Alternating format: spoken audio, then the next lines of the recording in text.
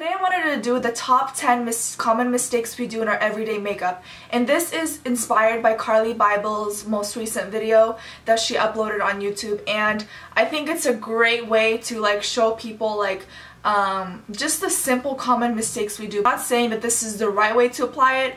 I'm just saying that there's other ways to apply your makeup to make them look a little bit more natural, a little bit more wearable, you can say. Makeup has no rules, okay? So if you feel very comfortable in your makeup, you wear that makeup and you rock that makeup, okay? To school, to work, to whatever, I don't care. As long as you're confident, that's great. I want to do this video for the girls that are just going into school or they're just getting into makeup, so they want to make sure that they're applying it kind of in a way where it's very natural. But anyways, that being said, I'm just gonna jump right into this video.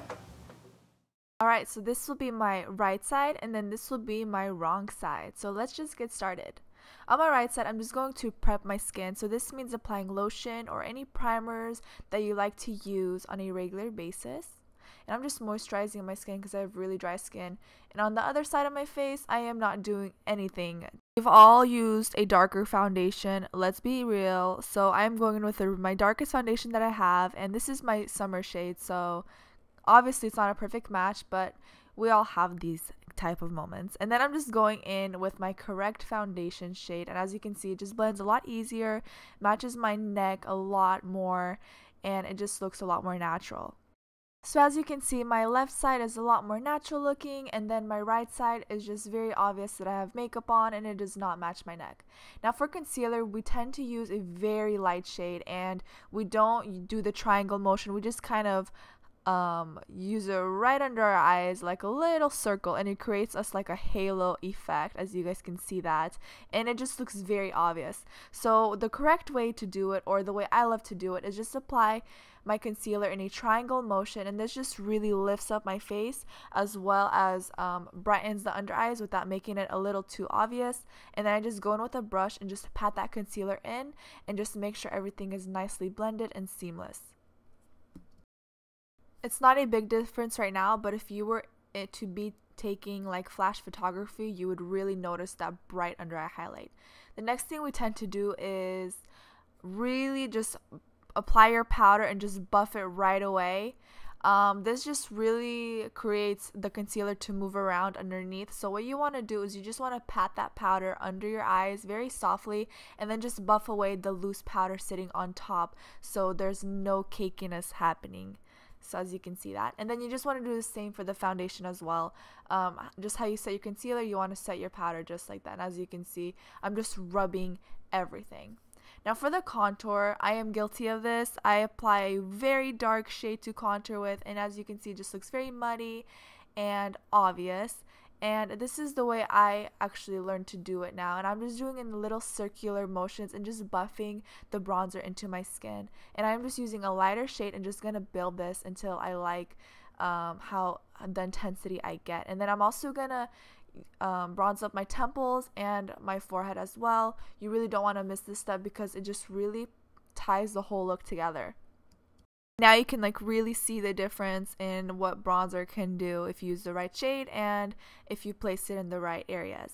Now for blush, a lot of people I notice have been putting on the apples of their cheeks. You have to do it correctly or else you can look a little clownish. So I just like to apply it a little bit on my cheeks and then work my way out. And as you can see, I am dancing up a storm right now because I just got really excited. I don't know why. I used to apply my highlight in a downwards motion, and it just did not flatter my face shape at all. So I found a new technique, and I like to do it on the curve of my eyes. You can see I'm showing you right now, and that is just the perfect amount to apply your highlight and just really lifts up your features and really brightens up your face. And I'm just a little bit above my brow bone instead of a whole forehead, you know what I'm saying? So I'm just going to take a brow pencil and I'm just going to start filling in my eyebrows. I am going to do them I'm going to fill them in a lot and kind of fill in the front as well and kind of elongate my brows. I already have a lot of I have a natural brow already, and I don't need to do much to it. But so it's very hard for me to really have a drawn on brow and have it perfectly concealed because it just doesn't work for me, but I know it works on others and it looks absolutely beautiful. So definitely try that technique. But we do have the concealer brow where you just apply your concealer and it looks like a halo and it's very obvious, and this is definitely not for an everyday look. So I'm just going to show you a much more natural alternative, and I'm just applying concealer right under my brow, so it just kind of brightens up the area, and it makes your eyes look a little bit lifted. Putting shimmery shades in the crease isn't always a very good thing, because if you're trying to have depth in your crease and you apply shimmer, it just attracts more light and attention to the crease where it doesn't really do the job. So what I'm doing is I am just applying my shimmer only on my lid. It just looks a lot more natural like that, and it just really opens up my eyes even more, to be honest. And then when it comes to your transition shade, you just want to use windshield wiper motions and circular buffing motions as well. You guys, I was the biggest fan of the the brow bone highlight. Okay, this was my jam. This is what I did all the time. I packed it on exactly like this. It would get everywhere. But I found a better alternative to make it a little more flattering, a little more natural. So what I do is I just put the most pigmentation under the arch of my brow and then just buff it towards the inner and then the outer of my brow, so you guys can see it kind of fades gradually. And I just find that it just flatters me the best. It's just honestly, like, it looks a lot more natural compared to this eye right now I'm doing. And then same for the inner corner. I just applied just a tiny bit right where the beginning of my eye, right where my eye begins, my inner corner. And then as you can see, it just makes the hugest difference without going overboard. And then for my everyday eyeliner, I just love to do a simple classic thin wing, and I love to use gel liner with this. And just do what works for you. This is just a lot more easier to wear, and it's a lot more natural for everyday or for school. But of course, do whatever you guys prefer for your eye shape, because I know we have all different eye shapes, and for my eye shape, a thin wing looks best. Back to the days when I was learning my eyeliner, this is exactly how I did it.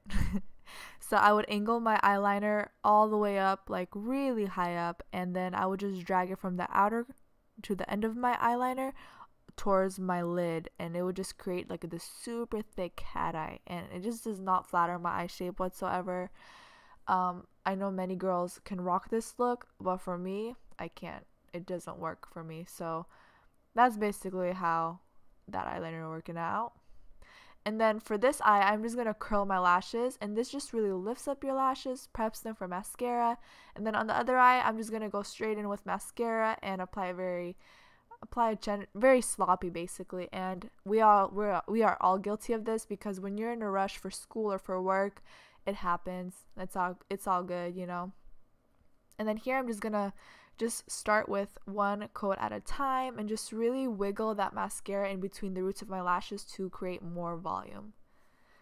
And then for this lip color, I'm just applying a very pale nude pink. This is Anastasia Milkshake, and I actually love this color with a darker lip liner. But this is basically the look of concealer lips. I'm too tan for this shade. Never thought I'd be saying it, but it happens. And now I'm just applying a Your Lips But Better color. This is Anastasia Pure Hollywood, and it's just my perfect everyday nude. And it just makes me look a little bit healthy and not washed out. So this is my good side. Very natural, glowy makeup. And then the other side is just very obvious and very harsh for everyday. So yeah. I really hope you guys don't take this video too personal. Like, I'm not hating on anyone that does this or this. Like, makeup has no rules. But anyways, thank you guys so much for watching, and I will see you guys in my next video. Bye guys!